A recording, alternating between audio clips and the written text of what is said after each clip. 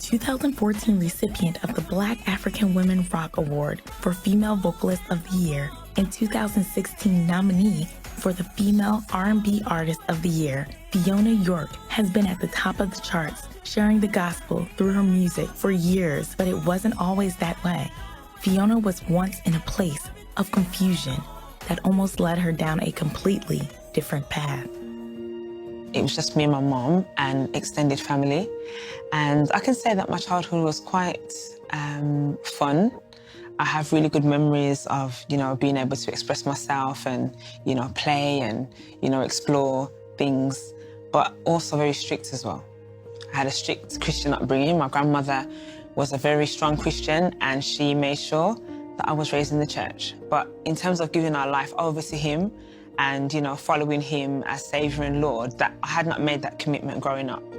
So it was when I got to about the age of 16, I decided that, I want to do my own thing. I want to see a bit more of life. I want to go out with my friends, the things that I probably wasn't allowed to do when I was growing up. I made sure that I started working, earning my own money. I had a goal. I had a goal to, complete my education, go to university. But my thing was, I want to be free. I want to do my own thing. It was when I started university that I came back to Birmingham, because I was raised in Birmingham, but I studied in London. And when I went home for the semester break, that is when I had an encounter with my friend who had challenged me about faith and challenged me about what I believed. And even though I was raised in the church, when he asked me that question, I kind of was like, oh, I don't really know where I'm at with my faith. And he challenged me, and he had just converted to Islam. And so he kind of opened up this world that I'd never explored before. And that's when I started to seek and find out a bit more about the religion. As Fiona began researching about the Islamic faith, questions about Christianity surfaced in her mind from her previous years of going to church. She went to her friend about her questions, but he was adamant about her converting to Islamic faith. He came across as really confident. He came across not only as confident in his faith, but also in Christianity. Because when I would mention anything that I could remember, he would challenge it. He would challenge the word and say that the Bible has been corrupted, it's been changed, it's not infallible. So he was bringing up all these, other arguments as to why seeking the Christian faith would not be right, or that the foundation of it, which is the Bible, was weak. So when I actually brought a Quran, I had never read it before. It was a different text to me. It was teaching different things. I never knew much about Muhammad. And anything that I didn't understand, I would go back to him and I would ask him, and then he would kind of give me his explanation for what it was that I didn't understand.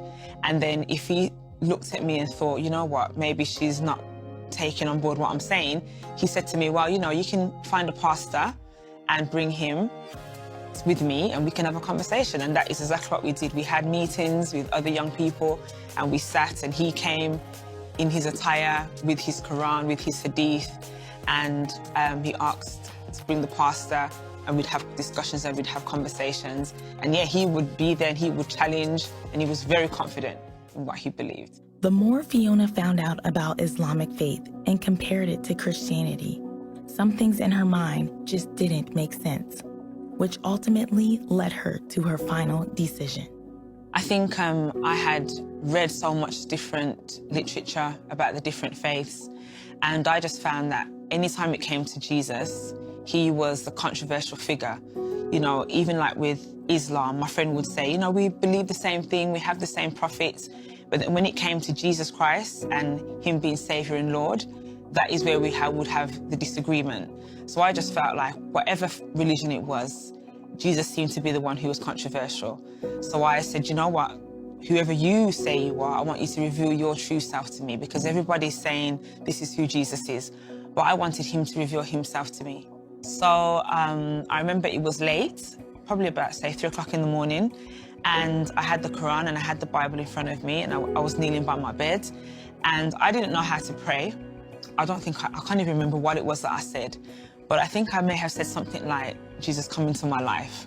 I don't even think it was that long, but it was something along that line. And within 2 weeks, I just knew that my heart was changing. I had a desire to serve God. I had a desire to tell people about Jesus, the things that I was feeling, experiencing, and there was no one there. It was just me and God. And that is what I feel is so dynamic, is that there was nobody there, you know, trying to lead me, as it were, to Christ. Over the years, Fiona's relationship with God continued to grow, and God began to lead her into something she once loved doing as a child.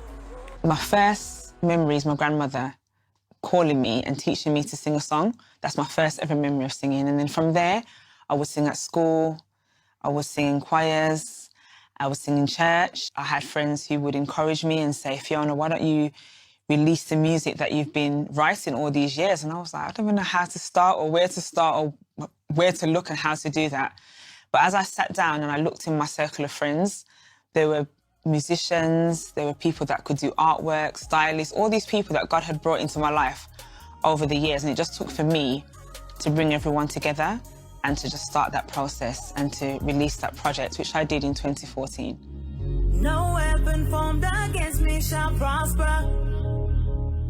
Any walk of life, you can get tired, you can be like, oh, should I continue to do this? It costs a lot, not just in money, but in time, in effort. But I think the fact that when I see somebody or hear someone say, you know what, your ministry or your song touched me or it uplifted me, those are the things that really keep me going and make me feel like, yes, God, I might not see all the time who I'm called to, but I believe that you have called me to some people and to someone. Somebody needs what you've given to me.